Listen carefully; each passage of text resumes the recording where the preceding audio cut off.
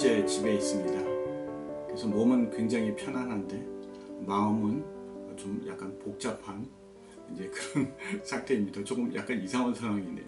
그렇지만 좀 이렇게 편안하게 생각하고 생활하려고 노력하고 있습니다. 제가 지난주에 그 철학자의 소설가인 까미가 쓴 이제 패스트라는 소설을 봤습니다. 그런데 그 패스트라는 소설에 그 패스트라는 단어 대신에 코로나라고 대입을 해도 뭐 하나 이상할 게 없고 굉장히 딱 들어맞는 이제 그런 상황이더라고요.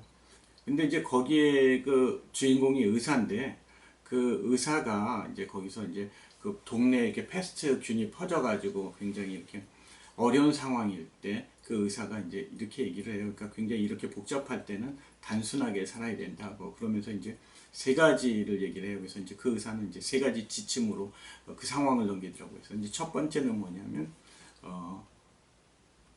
패스트에 걸리지 않는다. 그 다음에 두 번째, 패스트에 걸리면 전염을 시키지 않는다. 세 번째가 패스트에 걸렸으면 날려고 노력한다. 이제 이거예요. 그래서 이제 거기에 내가 코로나를 대입시켜도 딱 들어맞는 말인 것 같습니다. 조금 힘들고 지루하시더라도 좋게 생각하시고 편하게 생각하시면 될 것 같습니다. 그래서 이번 기회에 음악 열심히 듣고 음악 공부 열심히 한다 이렇게 생각하시면 어떨까요? 지난주에 한 분이 이제 질문을 하셨습니다. 근데 이제 질문이 되게 좋아서 여러분들하고 이제 같이 좀 나누려고 합니다. 그 제가 지난 시간에 그 바로크 시대 콘체르토에 대해서 이제 설명을 하면서 바로크 시대는 콘체르토가 세 종류가 있었다. 그래서 이제 첫 번째는 콘체르토 그로소, 그리고 이거는 이제 솔로이스트가 앞에 2명 이상이 쓰고 그 다음에 이제 뒤에 오케스트라가 반주하는 거, 그 다음에 이제 레피아노 콘체르토라고 그래가지고 이제 솔로이스트는 없고 그냥 오케스트라만 연주하는데 이제 콘체르토인 거, 그 다음에 이제 솔로 콘체르토라고 그래가지고 앞에 솔로 한 명만 쓰고 그 다음에 뒤에서 오케스트라가 반주하는 거, 이렇게 세 가지 종류가 있다고 그랬는데 동영상을 보셨답니다. 이제 동영상을 보셨는데 거기 보니까 솔로이스트가 이제 2명이 섰는데 제목이 콘체르탄테라고 이렇게 써 있다고 이건 뭐냐고 이렇게 질문을 하셨어요. 네, 그거는 이제 콘체르탄테는 뭐냐면은 콘체르토 그로소, 이제 2명 이상이 쓰는 콘체르토는 이제 바로크 시대에는 이제 콘체르토 그로소라고 했고요. 이제 그게 이제 고전 시대로 넘어오면서 이제 그게 이제 콘체르탄테라고 그 이름이 바뀌었습니다. 용어가 바뀌었어요. 그래서 이제 이 고전 시대 콘체르탄테는 마나임 악파라는 악파가 있었습니다. 이거는 이제 독일의 마나임에서 있던 작곡자들의 모임인데 이 악파에서 아주 주로 많이 써가지고 모차르트하고 베토벤도 영향을 많이 받았습니다. 이 마나임 악파의 아주 유명한 작곡자는 이제 슈타미츠라는 작곡자였습니다.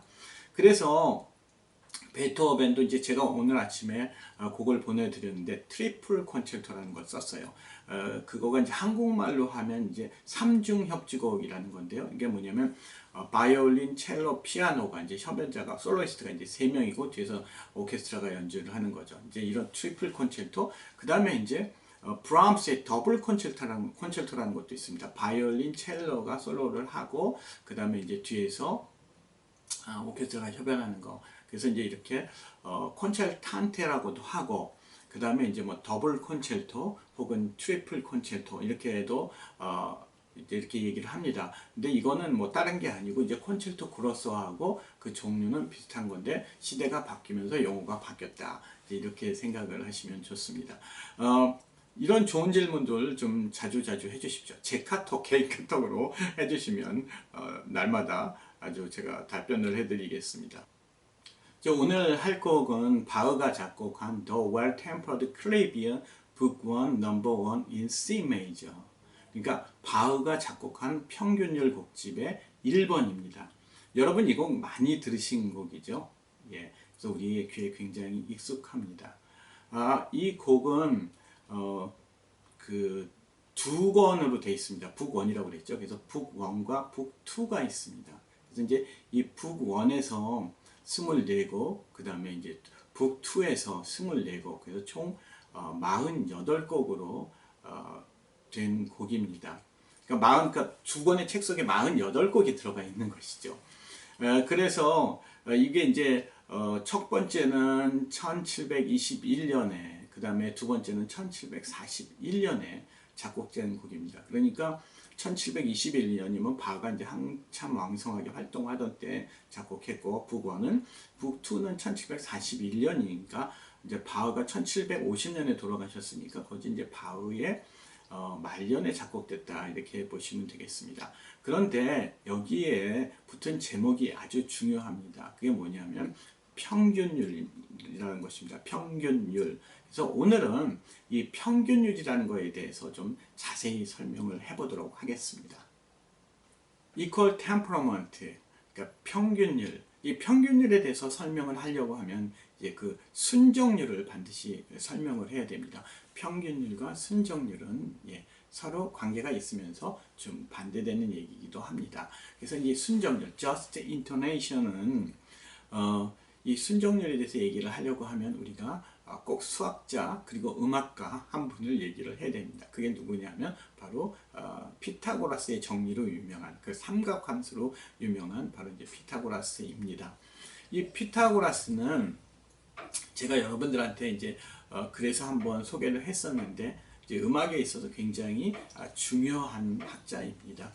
이 피타고라스는 이제 어떤 면으로 중요하냐면 바로 그 스케일, 음계에 쓰는 음을 발견한 사람이죠. 근데 이분이 어떻게 발견을 했냐? 이분이 이제 그 대장간 옆에 살았었나 봐요. 그래서 이제 그 대장간 옆에서 이제 대장간을 이렇게 지나가다 보니까 대장장이들이 이제 망치를 막 퉁퉁퉁퉁퉁 하고 이렇게 두들겼던 거예요. 이렇게 두들기는데 보니까 여기서 보니까 크고 무거운 망치는 낮은 소리가 나고 작고 가벼운 망치는 높은 소리가 나더라는 것이죠. 그래서 이제 이분이 이게 이 소리의 높고 낮음은 이게 무게의 관계가 있구나, 이렇게 생각을 하고 집에 와서 이제 실험을 해본 거예요. 실험을 어떻게 했냐면 줄을 하나 딱 놓고 이걸 이제 탕 튀기면 이게 도소리가 나는 거예요. 그리고 이제 이걸 2분의 1로 2분의 1 부분을 누르고 탕 튀기면 한 옥타브가 높은 소리가 나는 것이죠. 그리고 이걸 3등분을 해서 3분의 2 부분을 누르고 튕기면 쏠소리가 나오고, 그 다음에 이걸 4등분해서 4분의 3 부분을 누르고 튕기면 파소리가 나는 것이죠. 그렇게 해서 음들을 발견하게 된 것입니다. 이런 걸 갖다가 이제 배음 관계, 이제 영어로는 오버톤이라고 합니다. 오버톤. 그런데 이렇게 해서 피타고라스는 몇 개의 음을 발견하게 되냐면 12개의 음을 발견하게 됩니다. 12개의 음은 뭐죠? 도, 도샵, 레, 레샵, 미, 파, 파샵, 솔, 솔샵, 라, 라샵, 시, 이렇게 12개의 음을 발견을 하게 되는 것입니다.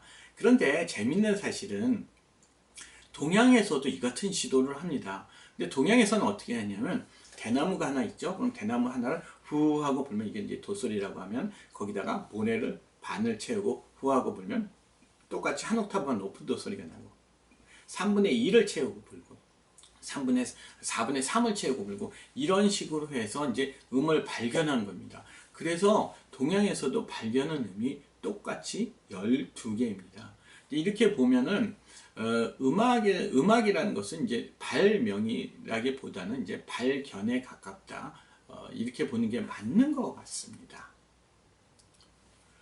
그래서 이 피타고라스가 발견한 이 12개의 음으로 만든 스케일, 음계는 이제 순정률이라고 하고, 그 다음에 피타고라스 스케일이라고 하는데, 이 순정률로 만든 스케일은 조금의 문제가 있습니다.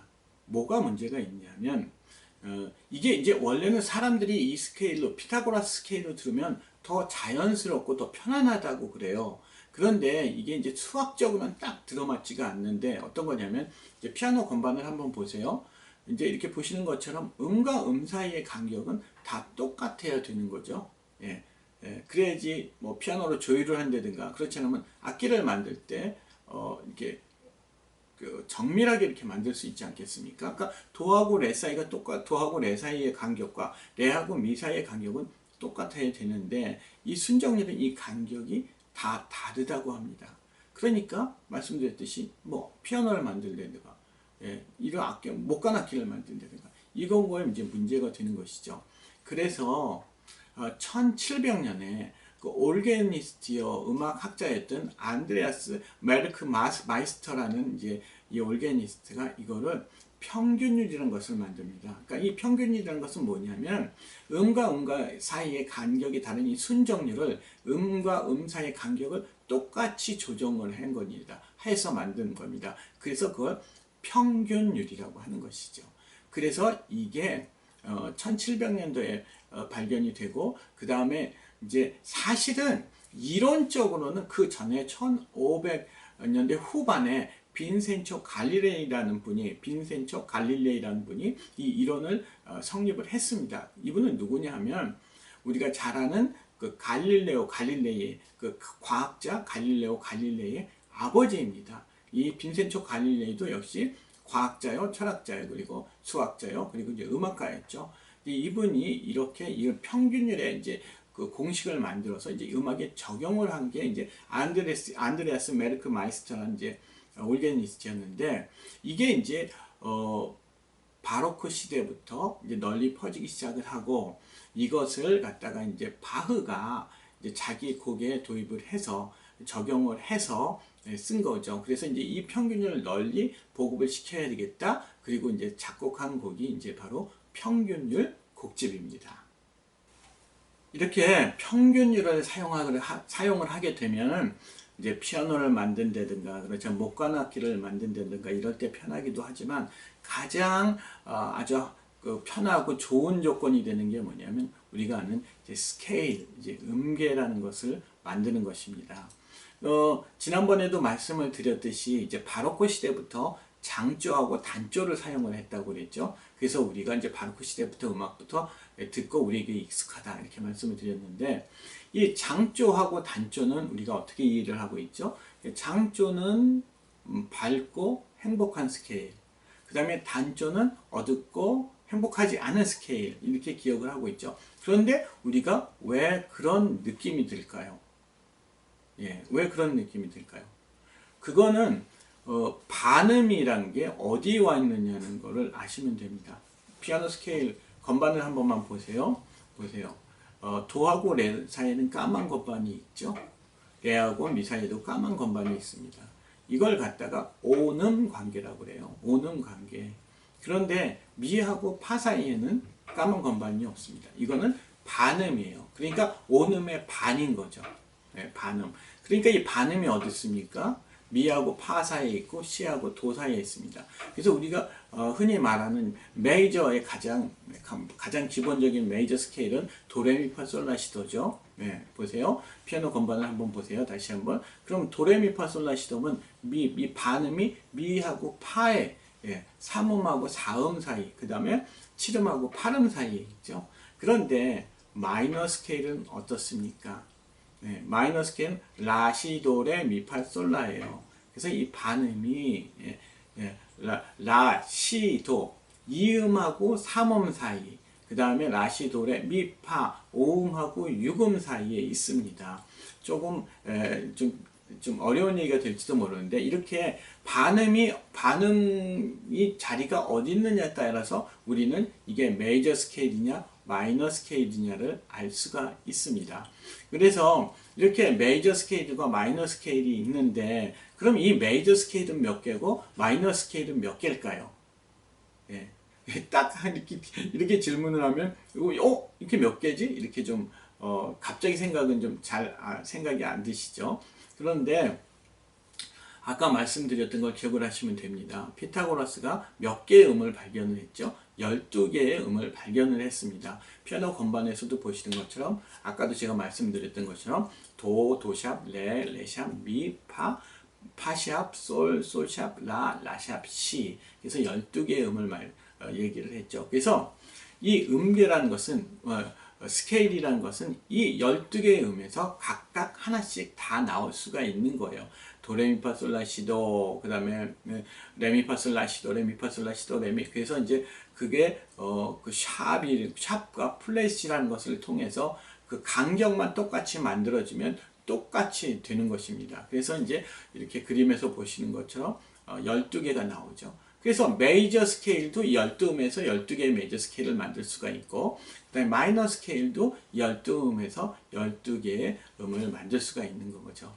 그래서 바흐는 평균율이라는 걸, 그러니까 피타고라스가 썼던 순정률을 더 편하게 만든 평균이라는 것을 보급하기 위해서 이 스케일, 총 우리가 갖고 있는 음악에 쓰고 있는 24개의 장단조를 합친 스케일 24개를 곡을 쓴 거죠. 그래서 한 권당 24곡씩을 쓴 거예요.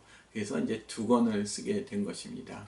제가 오늘 여러분한테 평균율과 스케일에 대해서 설명을 드렸는데 이게 그렇게 쉽게 이해가 안 되실지도 몰라요. 그렇지만 이것만 기억을 하시면 참 좋을 것 같습니다. 뭐냐면 바로크 시대부터 평균이라는 것을 썼다. 그리고 메이저 마이너 스케일이 장조 단조 스케일이 정확히 정립이 됐는데 그게 총 24개다. 이것만 기억을 하셔도 굉장히 많이 아시는 겁니다. 그래서 오늘 저는 제 설명은 여기서 마치고 이제 음악을 링크를 하겠습니다. 음악을 링크를 하는데 아까 말씀드렸던 콘체르탄테, 그래서 이제 모차르트 콘체르탄테를 한 곡 링크를 하고요.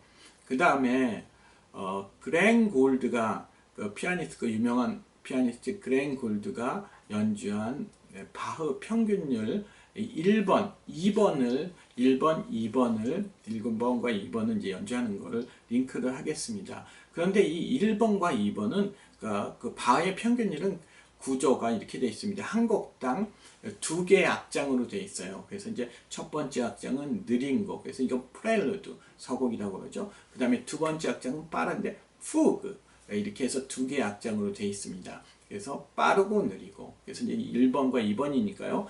이거를 한 10번 정도만 들어보시면은 굉장히 바흐의 음악이 굉장히 이렇게 아주 규칙적이고 정확해서 우리한테 굉장히 편안함을 줍니다. 그러니까 바흐의 음악을 좀 많이 들으셨으면 좋을 것 같아요. 그리고 오늘부터는 제가 이제 동영상을 좀 더 짧게 하겠습니다. 왜 그러냐면 여러분들이 동영상이 길면 좀 집중이 안 되시는 것 같아요. 그래서 동영상도 좀 짧게 하고 그 다음에 설명하는 것도 좀 집중적으로 하겠습니다. 오늘 꼭 기억하십시오. 오늘 설명했던 거 콘체르탄테, 그 다음 평균율, 이퀄 템퍼러먼트, 그 다음에 스케일에 대해서 설명했습니다. 예, 다음 주도 편안히 지내시고 빨리 다시 뵙도록 하겠습니다. 감사합니다.